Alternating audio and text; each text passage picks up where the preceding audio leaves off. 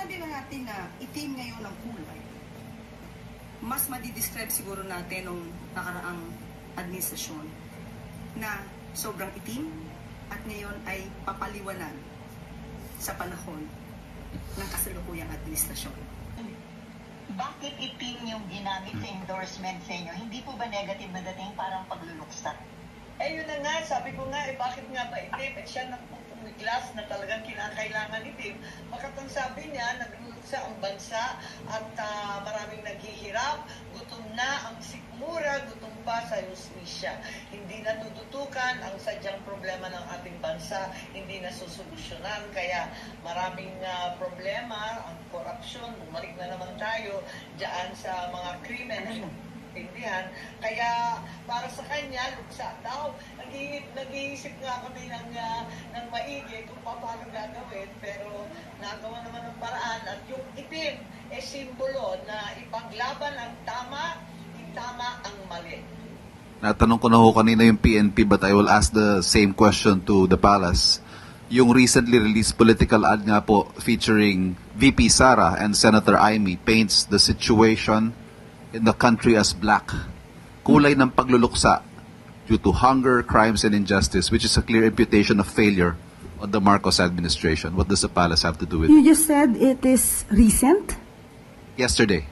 Oh, ang akala ay 2022 campaign ads to. Magandang hapon po mga mahal kong mga kababayan at mga taga-subaybay. Ngayon po ang ating pag-uusapan ngayon ay si Senador Amy dahil po opisyal ng inendorso ni Sara Duterte. Ano kaya ang magiging kapalaran ni Amy Marcos mga kababayan? Yun nga lang ang dami kasing nagdududa sa ginagawa ni Amy Marcos. Mukhang ano lang ito, mukhang the great pretender daw. Itong ginagawa ba ni Senador Amy ay totoo o isang kasinungalingan lamang? Kasi kailangan niyang gawin yung ginagawa niya at ipanalo niya yung Senate hearing niya para manalo sa eleksyon, mga kababayan. Kasi ngayon, bumabango po ang PDP laban kontra po dito sa Alyansa Pilipinas ng admin. Si Camille Villar at si Senador Amy daw ang idadagdag para daw maipanalo yung impeachment ni VP Sara. Kasi syempre, para tuloy-tuloy nang makatakbo ito sa 2028 sa pagkapangulo. Kasi pag hindi siya nanalo mga kababayan at natalo po siya sa hearing, si PRRD hindi na siya makakauwi. Magandang araw mga kaibigan. Pag-usapan natin itong article ni Professor Malo Tiquia sa Manila Times today. So, sa iyang post, 1 hour ago, sabi niya, my column today, 15 April 2025 in the Manila Times. Ang title niya is, we need an Amy in the Senate. Kasi, formal na pong inendorso ni VP Inday Sara ang kandidatura ni Senator Amy. At mixed reaction mga supporters ng Duterte. Mayroong sabi, never to Marcos again. Meron ding, yes, strategic move. Iboto namin si Amy. So ito, i-discuss lang natin para nasa inyo na po. Kung ayaw nyo pa rin iboto, okay lang. May kanya-kanya tayong karayan. Kaya lang, ako naman, agree ako dito sa point of view ni Professor Malo Tiquia. So, ibasa ko lang. Amy is needed in the Senate. She is a player most watched and observed because she is a Marcos. She tilts the balance. She will tell you the king has no clothes in so many ways that you think she is being pleasant when in fact she has launched several knives. The brother will end his term in 2028, 3 years after the May 12 elections. if she makes it back to the Senate, she will end her second term in 2031. As earlier cited, she has 3 years to clean up the mess again. Can she? Will she? Marcos Sr. never worried about Amy. He knew. Magpapabudol pa ba tayo ulit? Baka mabudol ulit dyan si Sara. Naku po, baka magamit lang. And calibrated. If she wins, because of the Duterte base, she must follow through, or else that redemption will sink with her. But think about it. This time, we dictate the terms of support. Galing. Isa sa mga hinahangaan kong political analyst is itong si Professor Malo Tiquia. Magaling yan eh. Napaka-objective niya. Magaling yan si Tiquia. Kulang itong article niya. Mahaba-haba yung... Okay, so, yung binasa ko is summary. Bigyan natin ng tsansa si Amy, kailan tayong magdictate ng terms. Yon. I believe VP Sara has learned her lessons. This is a very strategic move. At first kasi wala na akong wala na akong aura o amor sa Senator Amy. Talagang wala. Ayan mga kababayan, ano sa tingin nyo? Marami na kasing nagdududa kay Senador Amy sa ginagawa niya ngayon. Baka mamaya daw gamitin lang ulit ang mga Duterte sa kanyang kandidatura. Makita nyo naman mga kababayan, marami naman nagsasabi na totoo ang ginagawa ni Senador Amy dahil sanggang dikit niya si Tatay Digong at si Sara Duterte. Pero yung ibang mga supporter ni Tatay Digong natatakot na po dito kay Manang Amy. Kasi baka mamaya budol ito, mga kababayan. Pagkatapos na kunin ang gusto at hindi na pakinabangan, itatakwil na muli. Diba? Yan yung nangyari. Dahil syempre, yung mga taga-suporta ni Tatay Digong, yung relationship ng Marcos at Duterte nasira. Maraming nagsasabi na nagamit ang mga Duterte para mapanalo ang presidente na Marcos. Yan ang mga sinasabi ng maraming supporter, mga kababayan. Kaya kailangan mag-ingat si Sara Duterte, baka mamaya mabudol ulit. Ito yung mga sinasabi ng mga kaalyado ni BP Sara.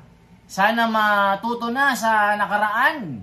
Wag nang ulitin pa, mga ganon. So ano sa tingin niyo mga kababayan? Kailangan bang tanggapin itong si Senador Amy sa PDP? Kasi parang i-adapt na nila mga kababayan Di ba? Ang dami ng gustong layasan itong alyansa Pilipinas dahil palubog na nga ang barko. Unti-unti na nilang iniiwan yung kapitan ng barko, mga kababayan, dahil lagapak na nga sila. So ngayon, kailangan pa ng dalawang senador na manalo. So ano sa tingin nyo mga kababayan? Ano sa tingin nyo dito? So pakinggan po natin ang sasabihin ni Senador Amy kasi ayon sa isang balita, hindi daw niya bibiguin si Sara. Yan yung aking nabasa kung hindi ako nagkakamali. Kaya panoorin po natin ito.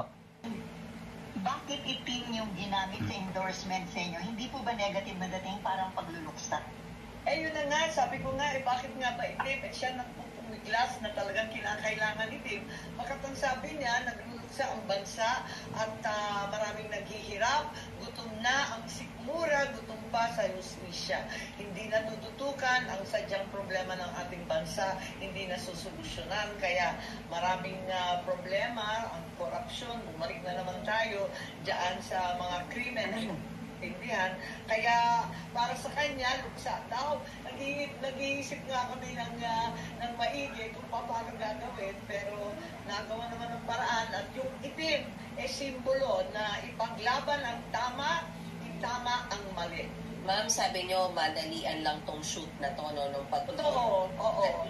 Ma'am, I need to ask directly, ito po ba ay resulta or sort of reward ni VP Sara sa inyo after the series of hearings that you conducted about the ICC arrest of his father? Reward po ito o paano ba? Ay, hindi ko naisip yun. Hindi rin niya naisip. Talagang nag-uusap na kami noon pa. Sabi niya, tsaka na ang mga ngumpanya, ayoko nang umikot nitong eleksyon na to.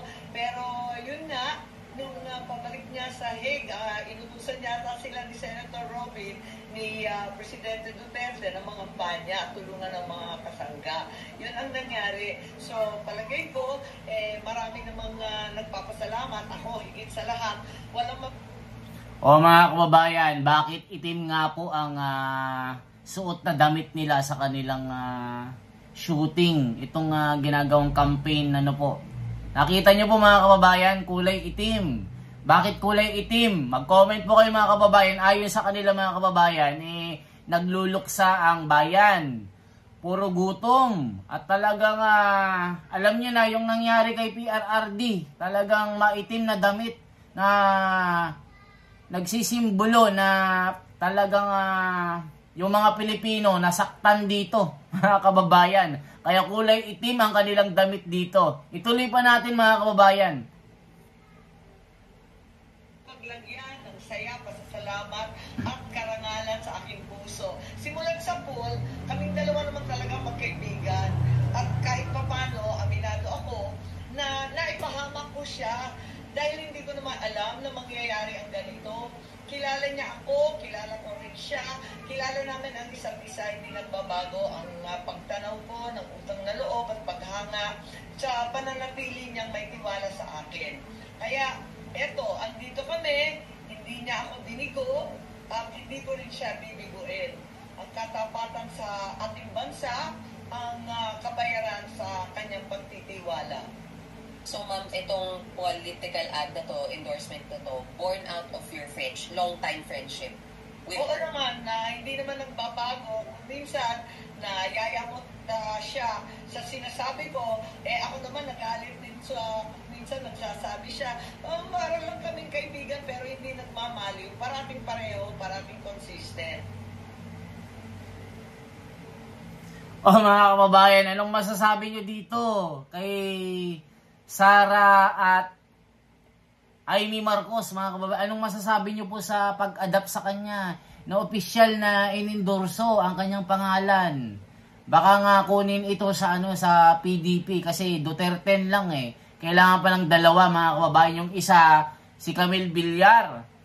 So kailangan pa ng dalawa mga kababayan na talagang kung iboboto ng taong bayan ang 12 na PDP, malamang makontra itong impeachment at posible na manalo po si Inday Sara sa 2028 para ito yung maging way para mapauwi at makuha si Tatay Digong pauwi ng Pilipinas. Mga kababayan, anong masasabi nyo dito? Anong masasabi nyo dito mga kababayan? Itong isang Marcos pupunta dito sa PDP. I-comment nyo po mga kababayan, anong masasabi nyo? Higing maganda ba na isang Marcos na naman ang i-adapt ng Duterte? Hindi kaya sila magamit muli mga kababayan? I-comment nyo po. Ano bang masasabi nyo dito? Si Amy Marcos ba ay totoo ba ang kanyang pakikipagkaibigan sa mga Duterte? O isa itong estratehiya na isi-save nila yung mga Marcos? Kasi mga kababayan, nasira na nga talaga sa taong bayan dahil sa ginawa nila kay PRRD na pinahuli sa mga banyaga na ngayon nasa ICC na mga kababayan. Dahil yung mga Pilipino nagluluksa ngayon.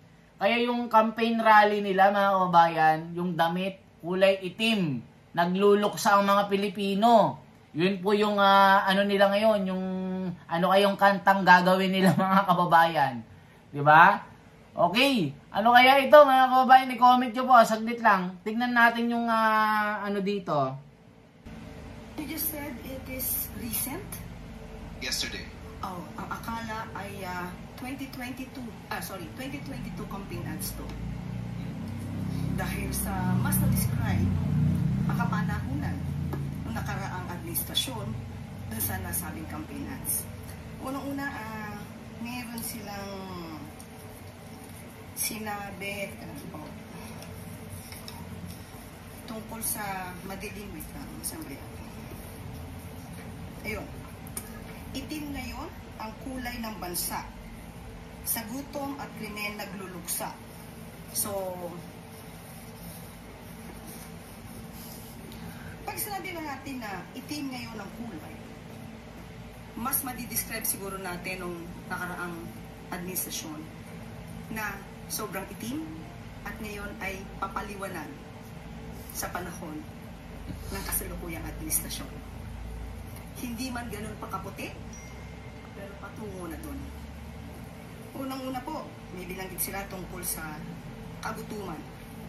Tandaan po natin na ayon po sa records na rin po na naibaba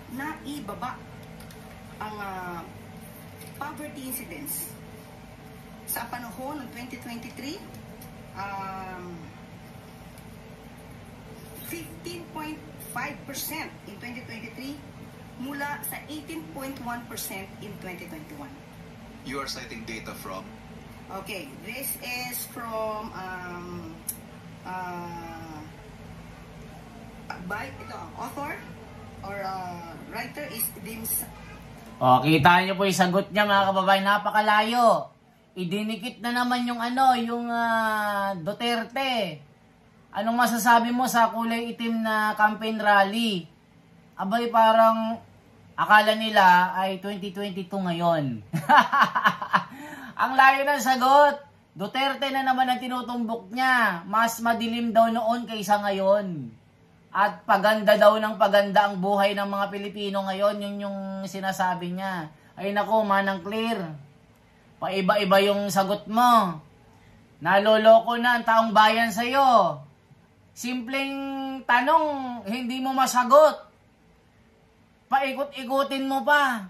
Anong masasabi mo sa campaign rally na itim? Ay nako, akala daw ni Senador Amy at Sara Duterte, 2022 ngayon. Kasi mas madilim daw ang Duterte noon, yung administrasyon niya. Nako po, manang Claire. Ano ba yan? Galing-galingan mo naman yung sagot mo. Parang ano na lang eh. Parang kang nagbablog, totoo lang. Parang kang nagbablog na sumagot. Hindi maganda yung mga sagot mo. Galing-galingan mo naman para umangat-angat naman yung yung communication standard dyan sa palasyo. Pag ikaw na kasing nagsasalita, hindi ka panipaniwala kasi lahat ng mga opinion ko mga kababayan at mga sinasabi ko dito ay mga panaginip ko lang ha. Yan ay sarili kong opinion. Okay? Salamat po sa inyong lahat.